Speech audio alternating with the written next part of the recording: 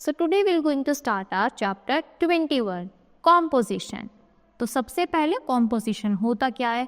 देखो, इसमें हमें कोई भी एक टॉपिक दे दिया जाएगा, फिर हमें उस पर क्या करना है, कुछ सेंटेंसेस लिखने होते हैं. तो देखो, जैसे हमारा टॉपिक है माई पेंसिल बॉक्स. तो पेंसिल बॉक्स तो सबके पास होता है, तो उसी के बारे में हमें लिखना है.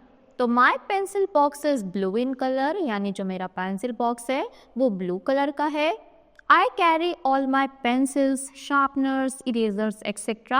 in my pencil box. यानी जितनी भी मेरी चीज़ें होती हैं, पेंसिल हो गई, पेन, शार्पनर, इरेजर, वो सभी मैं उसमें रखता हूँ. It opens from both the sides, और वो दोनों ही साइड से ओपन हो सकता है. I have 5 pencils, a sharpener, an eraser and a scale in it because it has a lot of space. I have the best pencil box in my class. यानी मेरा जो पेंसिल बॉक्स है वो सबसे अच्छा है क्लास में. मैं उसमें इतनी सारी चीज़ें रख सकता हूँ क्योंकि वो बहुत ही बड़ा है और उसमें बहुत सारी स्पेस है, इसलिए मैं उसमें ज़्यादा सामान कैरी कर सकता हूँ.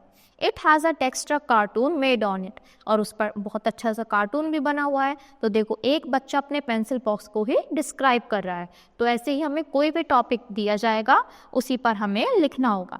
तो पहले हम सीखते हैं कैसे लिखते हैं.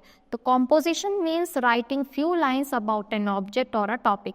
तो कॉम्पोजिशन ये होता है, हमें राइटिंग यानी लिखना होता है जो भी हमारा टॉपिक है या फिर कोई भी ऑब्जेक्ट जो हमें दिया गया है, तो उस पर हमें फ्यू लाइन्स लिखनी होती है.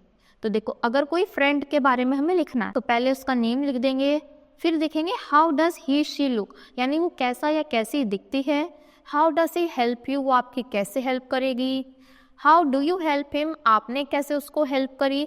और what do you do together, और अगर आप दोस्त हैं तो आप आपस में क्या करते हैं, आप पढ़ सकते हैं, ग्रुप एक्टिविटीज़ कर सकते हैं, स्कूल का होमवर्क एक साथ करते हैं, या फिर आप खेलते हैं, चीज़ें शेयर करते हैं, वो सब आप लिख सकते हैं. अगर आपको किसी पेट के बारे में लिखना है तो उसका नेम, वो कैसा दिखता है, वो क्या खाता है, आप उसकी कैसे केयर करते हो और आप उसको कितना ज़्यादा प्यार करते हो, वो लिखोगे. फिर अगर कोई ऑब्जेक्ट दे दिया जाए तो फिर क्या लिखेंगे, वो कैसा दिखता है, उसकी क्वालिटीज़ क्या क्या हैं, वो कैसे हेल्प करता है या क्या उसका काम होता है, और आप उसको कैसे यूज़ करते हो. तो ये थोड़ी चीज़ें हैं बेसिक सी. तो अगर आपको इन तीनों में से कोई भी टॉपिक मिलता है तो आप उसको ऐसे डिस्क्राइब कर सकते हो. तो अगला टॉपिक है माई बेस्ट फ्रेंड. तो बेस्ट फ्रेंड के ऊपर ये हिंट्स हैं, तो इनको ध्यान रखते हुए आपको वो कॉम्पोजिशन लिखना है. तो आई होप बच्चा आपको पूरे ही चीज़ें अच्छे से क्लियर हुई होंगी. तो that's all for today. Thank you.